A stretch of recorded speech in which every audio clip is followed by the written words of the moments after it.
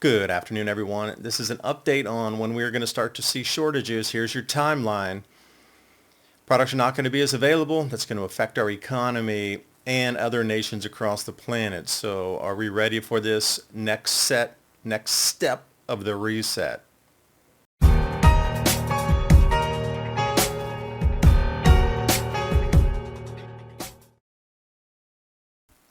And as I said last week, or about 10 days ago, you're going to start to see this more and more in the media, and it will create its own feedback loop. What's so interesting about it is international media is picking up the story of the shortages and international cargo ships not arriving to America. The last ships will have arrived this week. That is not making our U.S. media, but overseas it is. That white line is every country across the planet that's selling U.S. treasuries. The blue is the increase in gold holdings, and it will be also Bitcoin reserves and other natural commodity assets that are in the ground in a nation. And that blue line is going to continue to increase every single year and month from now on. And that white line shall continue to decrease. And Warren Buffett saying it might be a good idea to own a lot of other currencies beside the dollar, and he just retired. Put that in perspective, one of the greatest investors of all time is saying that as the U.S. dollar goes, it might not be the king of the hill any longer, that you might want to start buying other things to balance that risk. If everything you're holding is in dollars and that dwindles further from the 8% this year alone, you might want to think about holding something that could weather the storm. They're out in cash, some $325 billion just in cash, waiting for the market collapse, when they will come in and buy things at 10 cents on the dollar. Apollo's put out, as well as many others, that all seem to dovetail right into the same timeline of what you can expect. Now, it might be 3 to 7 days different, but every single one of these forecasts is exactly the same. It still continues to this day. That's the whole thing. It hasn't reached an agreement to start sending products yet. So this still stands. April 2nd, Liberation Day. Okay, that's already passed. Now we're into the early May over on the top right there, or the second box as you're moving from left to right. Container ships, that's it. This week are the last ones that are arriving from China. That will be at a complete halt at the end of this week. So it takes from 1 to 10 days for that to transit into parts further off the coast. So the first cutoffs will occur in the West Coast, and they will drift to the Gulf ports secondly. And lastly, a good 3 weeks after that, New York will see the last of the shipments. And at that point, the cutoff will be complete. And I say it's purposeful to try to bring us in this reset, get us onto the digital currencies, reset what is considered value of companies, and these two books right here, they give you the blueprint of what's about to happen. So that's why I say it seems very purposeful. This is a plan, and the next movement on the board moving forward occurs right now, which we'll have at the far right there. By late May, early June, mass layoffs begin. The freight retail sectors, layoff in trucking and retail industry, that is all coming 30 days or under, unless they get this trade deal, and it still will be some time before they can send goods. I find myself in a public network again, camping. I think it's a little dangerous to put in passwords, especially if I'm going to be loading up videos or podcasts for the channel, so I prefer to use a VPN. Which is why I am thankful to have Surfshark today as a sponsor of the video. Because Surfshark is an app and a browser extension that encrypts my data. It lets me change my IP address to virtually any place on the planet and unblock websites, YouTube, different content streaming that we wouldn't have access to because of geofencing restrictions. And also location data that gives you different prices while you surf for rental cars, airlines, and hotels. And if you go to surfshark.com/adapt, get an extra 4 months of Surfshark at an unbeatable price. And if you're not sure it's a good fit for you, no worries. They offer a 30-day money-back guarantee, no questions asked, no risk. Try it out. I'll leave that link in the description box below, surfshark.com/adapt. Let's get protected. Now, just for an example here, ordering out of China, this Shilin kitchen cleaning towels used to be $1.28, now they're $6.10. Okay, that's delivered to the States, but since this de minimis packages, anything at $800 has been cut, there's no more of this even. So you saw the price rises even before they were cut off. That was from April until May. This 30-day change of pricing is what you're looking here. That is to zero, literally, because you can't order it. And following up just before I did the video here, Temu and Shein also completely stopping any sort of packaging coming in. They can't get anybody to get it here on a single individual package basis. Carriers won't take it. Nobody wants to collect the tariffs for it, i.e. Hong Kong. So even those smaller packages are gone. Now remember, during COVID, a lot of people survived on getting things ordered in their home. Okay, well here's your made in China sold on Amazon. What that 70%, there 71, is pretty much going to shrink to week by week basis down to zero, unless it's an individual company that is willing to pay for the entire container themselves, hire and book their own vessel and bring it over here. Bulk carriers, Maersk, these types of things, Matson, Evergreen, they're not doing that any longer to the States. Millions of containers are stranded on the docks in China at the moment and off chasing freight. Ending tariff exemptions on low-value shipments from China.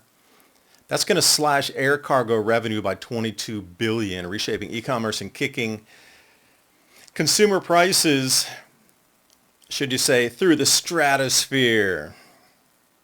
And it's not going to end there. I mean, even General Motors is pulling guidance because they can't get parts for their cars. So they're like, whoa, hold on. You can't, keep us to what we'd said for guidance for earnings per share or whatever they were looking for, profit or share price or whatever, because they can't even get the parts because a lot of them were manufactured in China. So they're like, stock market doesn't work anymore.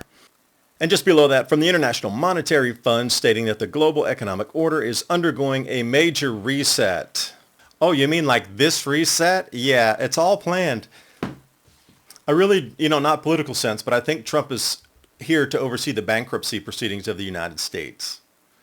If people are inserted, though, they're there for a reason. A lot of the world is going to be reshuffled and reset. You can't value the stock market if you can't get the parts to produce something. Like GM is a perfect example. How do you value that company anymore?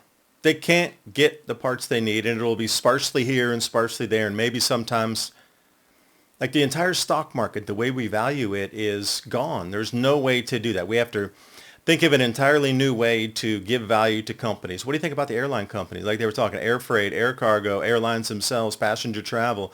What about shipping? What about manufacturing? All these companies had plants or facilities, factories, whatever you like, fabrication in China. That is halting, and you can see a lot of them moving down to Vietnam, but that's not really good enough. There's huge tariffs down there too coming in. So just the very way that we look at business and the value of a company or a good or the way it conducts business to derive a stock price, that is now completely changed. So the rubber meeting the road here. Mike Adams putting out 80% of pharmaceutical ingredients come from China, including the over-the-counter antibiotics and things like aspirin and Benadryl and these kind of antihistamines that you can get. Critical items to stockpile. If you can get the antibiotics, if you can get the ibuprofens, acetaminophen, aspirins, etc.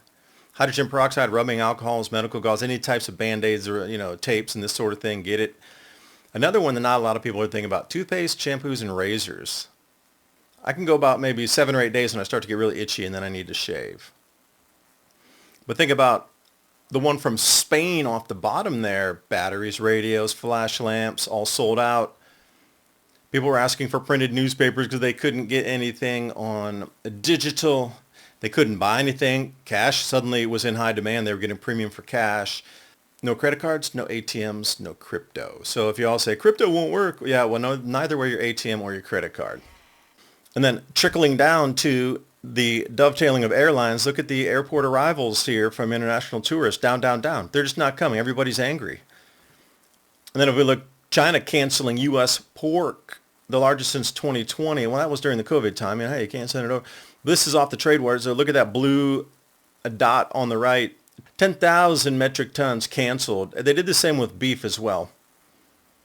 So where does this go, and who's involved in this entire industry for butchering, packing, and those that provide products to these industrial meat complex companies is the question. Now this is a goodie off 2023, and it drives the point home. Everybody's talking about reshoring everything. But visiting textile factories in China, why do companies like Disney's embroider in China, bring the machines home? Oh wait, the embroidery machines themselves come from China. So you see that. We're kind of stuck in this loop here.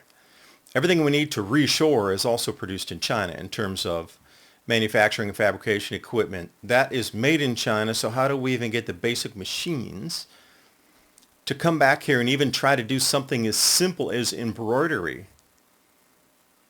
or running off and producing our own clothing again? All of those mills, they're all in China. So how do we even begin to bring that back if we're going back to the 1860s? Are we going to start reinventing everything? We're going to come back with the sewing machine again? By hand from home, I bet that is going to be a massively huge business. People that can get, donated items or things that were, packed in. Sometimes they'll give you a 50-pound, vacuum packed thing of clothes that they would auction off somewhere else across the planet. People start pulling those in, reject pallet stuff, return Amazon type things. It's going to be a huge business. Refurbishing the old and also creating something of a certain size for persons. There's going to be a lot of clothes. You know how much stuff's in our closets around the United States? A lot. There's going to be a new industry. So look to see where you could possibly plug yourself in, because we just don't even have the basics to begin to bring it back. Yeah, I'm sure we could get something out of Germany, but their parts are also produced in China for the German engineering. So what if they have an embargo too? Oh, Germany, you sell anything to America, we're going to cut you off. Well, America's doing the same thing. You touch this product from another country, you touch this product from Iran, you touch this product from China, you're not allowed to, we're not going to do any business with you. Well, it could very well work the other direction, and everything we need, just, I don't care where we want to buy it on the planet, it won't be there. That's what I'm saying. It seems so purposeful. And if that were to happen across the entire planet, back and forth, the only option is to bring in central bank digital currencies or stablecoin issuance, stablecoin standards, and then give everybody universal basic income. Oh, wait. That was all talked about in both of these books. Years ago. Not yesterday. And a great reset, obviously, with Klaus Schwab and those guys. 2020. World Economic Forum handbook. So what are we in 2025? These things are giving the blueprint of knowing exactly where we're going. And also on the war front, India, Pakistan, India immediately banning all Pakistani flagged ships to dock anywhere in Indian ports. Okay, so then you have to look at the amount of trade coming in now. But the massive tariffs on India from the United States as well. Now and then this paragraph that was in the article there. The attack aims at breaking the supply chain, production, and availability of goods. It will create many times increased prices, and that will be the final blow to consumers. I.e., you will travel once every 3 years, you will have 3 pairs of clothes, and you shall be happy. Yep, playbook right there. Saladi Gloria 3111. Take a listen to the most recent video from Haas Gardening. He explains that their $4,000 order of seeds from the Netherlands had a $7,000 tariff on top of it. So they had to pay $11,000 for a $4,000 order. That's seeds for you to grow your own food in your own home to avoid the chaos in the supermarkets, at least for the veg. You might want to think about buying some seeds. True Leaf Market, heirloom or organic seeds for any grow zone on the planet. They have not raised their prices yet, as far as I know, to these levels. That link's in the description box below. Every purchase you make keeps me bringing you more information just like this. Thank you for staying around for a little bit longer video. The timelines continue, and there's no, solving, there's no abatement, as they say in the business news. There's no talks to take away this tariff and have some sort of agreement to restart the flow. And even if it were, there's going to be a massive gap in the products. Let's say they have a tariff agreement tomorrow. Well, the last ships arriving from China are arriving this week. So an American company would need to order and go instantly say, all right, let's start production again. Well, all those suppliers in China a good percent of them have gone out of business already or have shrunken their business or rediverted their supply into the domestic market. It's going to be hard to yank that back. In addition, how many of the factories have gone out of business that were producing the goods? They're talking something in the tens of millions of people who've lost their jobs so far in China, 20 million. So it's going to be hard to unwind that for a minute. So a 30-day delay is just not going to instantly we snap our fingers and then 30 days later we get full ships again. Carriers have even stopped docking and embarking from China. Their ships are in different parts of the world. They'd have to even get there first to load. Now, granted, there's a bunch of stuff laying around with containers that haven't been loaded that could be on the fast track to put it on a ship.